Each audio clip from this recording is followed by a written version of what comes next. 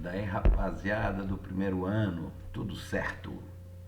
Então, nesse período de quarentena, a gente vai trabalhar agora os conteúdos novos de uma maneira diferente, né? Já que a gente não pode estar em sala de aula, eu vou gravar esses vídeos para vocês, seguindo aula a aula o sistema ângulo, para que a gente possa dar prosseguimento aos nossos conteúdos, certo? O que acontece é o seguinte, na semana passada eu mandei para vocês alguns vídeos, alguns links, né, e uma lista de exercícios para a gente retomar os conteúdos que já haviam sido vistos. A partir de agora é conteúdo novo, né? A partir de agora é bola para frente. Vamos mandar aí porque a gente não sabe até quando essa quarentena vai ser necessária. E a nossa primeira aula online é a aula 6 do caderno Bienal 1, que fala sobre as cidades-estados gregas, de Atenas e de Esparta. Então, vamos mandar a ficha aí. Na nossa última aula presencial, a gente discutiu a formação das cidades-estados. Então, vamos retomar daí. A gente viu que no período homérico, a Grécia se organizava a partir de unidades gentílicas. Haviam vários povos, os jônios, os dórios, os eólios, os aqueus, e esses povos organizavam-se numa unidade básica de produção chamada gênero. O que acontece? Com o passar do período homérico, o aumento demográfico levou à fragmentação da unidade gentílica pela necessidade de adequar a sua população à sua produção, ou seja, a capacidade produtiva do gênero aumenta, a população aumenta, então torna-se uma coisa muito difícil se manter aquele gênero unido e o pater opta pela fragmentação dele, pela desagregação da unidade gentílica, dividindo os gêneros de forma desigual, dando origem às classes sociais e à propriedade privada. Então, as cidades-estados gregas nascem da desagregação da unidade gentílica. Na verdade, a gente sabe que formaram-se várias cidades-estados, né? Atenas, Esparta, Mileto, Corinto, né? Tebas, enfim, várias. Mas essa unidade, né? Essa aula vai trabalhar duas cidades especificamente, Atenas e Esparta. Não por acaso, porque elas são as maiores e as mais conhecidas, certo? Vamos começar com a cidade de Atenas. Bem, gente, Atenas foi fundada pelos jônios, ainda no período homérico, mas ela vai se transformar em cidade-estado justamente a partir da desagregação da unidade gentílica, que é o que marca a passagem do período homérico para o período arcaico, certo? Os jônios, também os aqueus, né, principalmente jônios, mas também um pouco de aqueus, vão estar dando origem a essa cidade na Península Ática, né? Que para você é em casa, é o meu lado esquerdo aqui, e para você vendo é o lado direito, né? Onde está essa península. Vou passar o mouse ali para você ver, ó. A Península Ática, né? Porque o conjunto todo aqui é o que nós chamamos de Península Balcânica. Esse lado aqui é a Península Ática, né? Que dá origem à cidade de Atenas, e essa outra aqui é do Peloponeso, que dá origem a Esparta, que nós falaremos na sequência. Joia? Bem, grosso modo, nós podemos dividir a cidade de Atenas, né? Vamos dividir ela em três vertentes: o comércio, a cultura e a democracia. Essas três palavras meio que definem o que foi a cidade de Atenas. Como a gente viu nas aulas anteriores, Atenas, né, tinha um solo não muito fértil, né? A Península Balcânica como um todo, tirando ali a região do Peloponeso, né, especificamente a Lacônia, onde está a Esparta, o resto do território grego, ele não é muito fértil. Então, Atenas, para buscar alimentos, para buscar o sustento de sua população, acabou optando por se jogar nas atividades comerciais e foi criando colônias, né, e comercializando com diversos povos. E esse contato intenso dos atenienses com os diversos povos é o que vai dar origem a uma cultura bastante plural. Né? Porque, cara, quando você senta com uma outra pessoa para conversar, uma pessoa que você não conhece, você passa ali 5 minutos com essa pessoa. E quando você levanta, você já não é mais a mesma pessoa que sentou, porque um pouco da cultura dessa pessoa que você está conhecendo permeia você.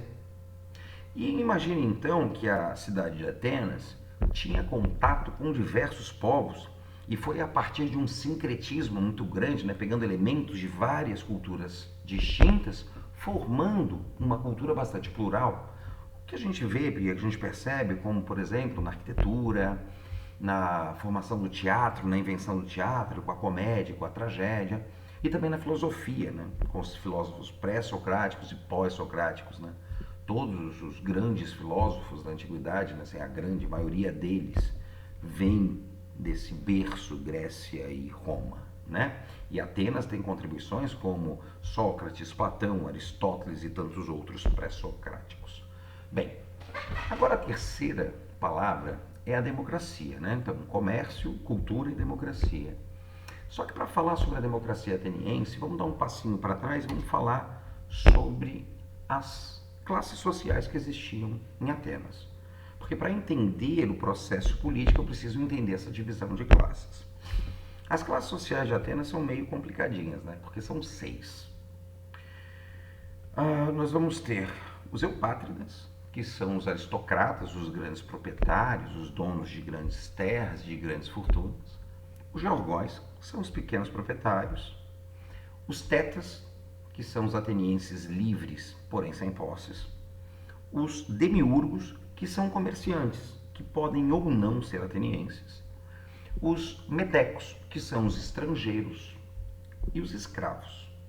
Os escravos que podem, né, a escravidão era concebida de 2 formas na Grécia Antiga, por dívida e por conquista. Então, se você devesse alguma quantidade de dinheiro a uma pessoa e não conseguisse pagar, ou se você devesse terras, enfim, ou qualquer coisa, e não pudesse pagar, você se tornava escravo dessa pessoa. Ou por conquista, né? Um povo conquista outro e a partir daí cria vários escravos. Certo? Bem, por que você precisa saber dessas classes sociais? Porque a evolução política da cidade de Atenas está intimamente vinculada a essa questão das classes sociais. Deixa eu te explicar.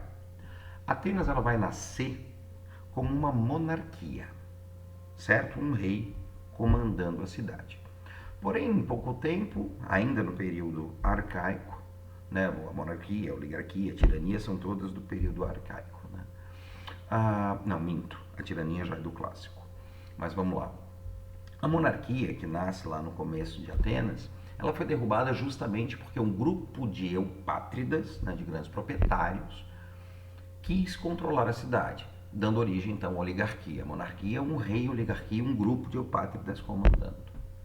E foi no período da oligarquia que acontece a grande expansão ateniense.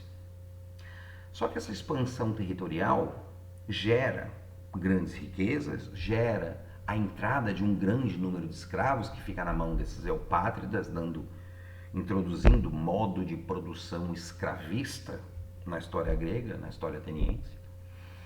Mas acaba, por consequência, gerando a falência de georgóis e tetas.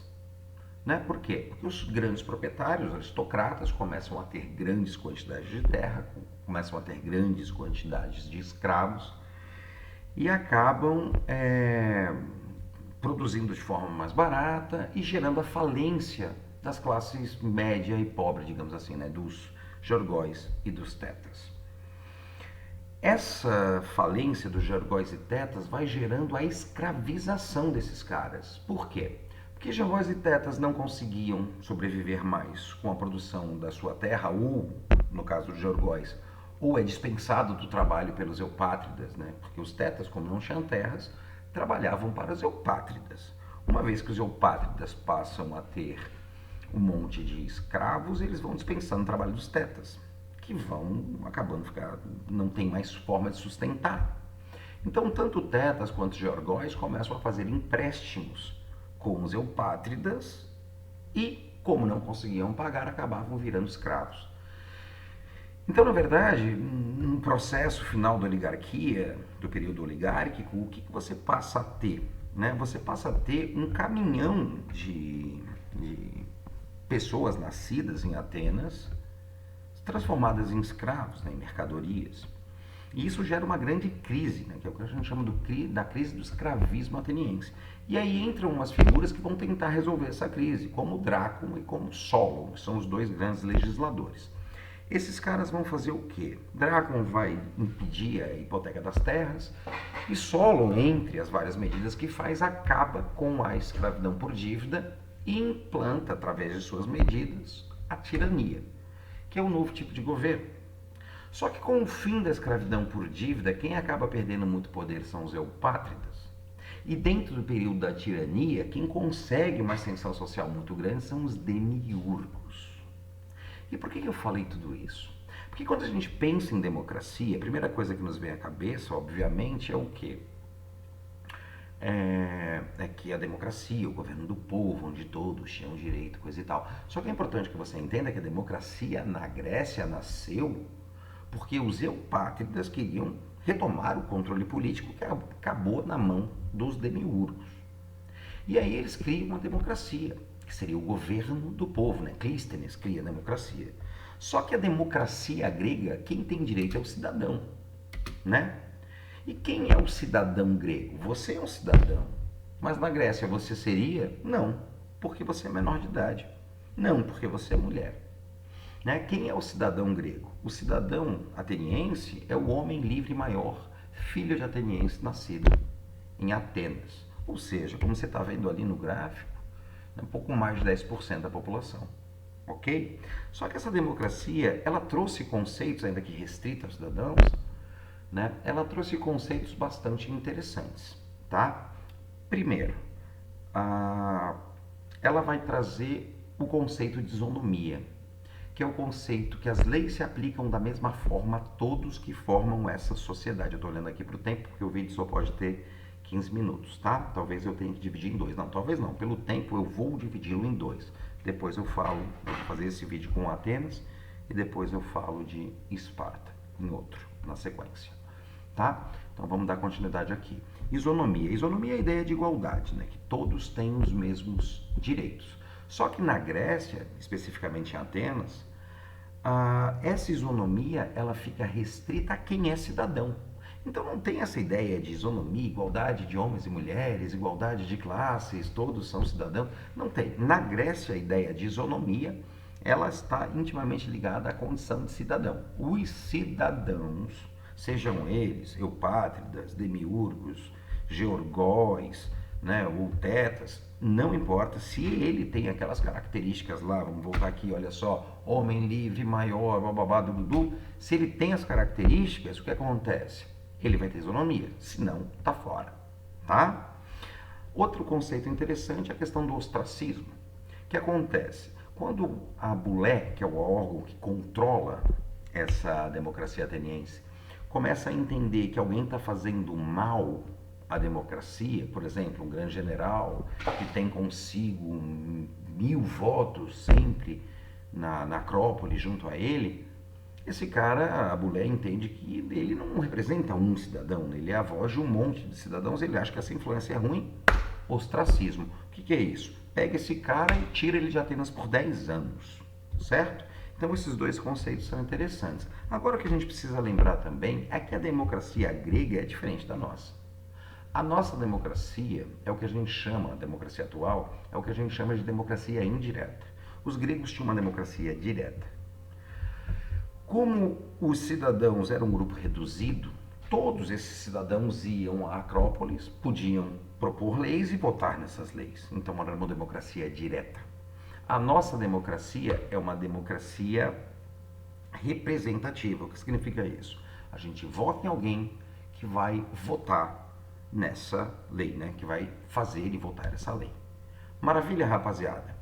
Na sequência, num vídeo aqui, eu vou dar continuação da aula 6 para a gente falar sobre Esparta, tá? Sobre Atenas, era isso. Vamos lá, assiste aí na sequência Esparta para a gente fechar a aula 6.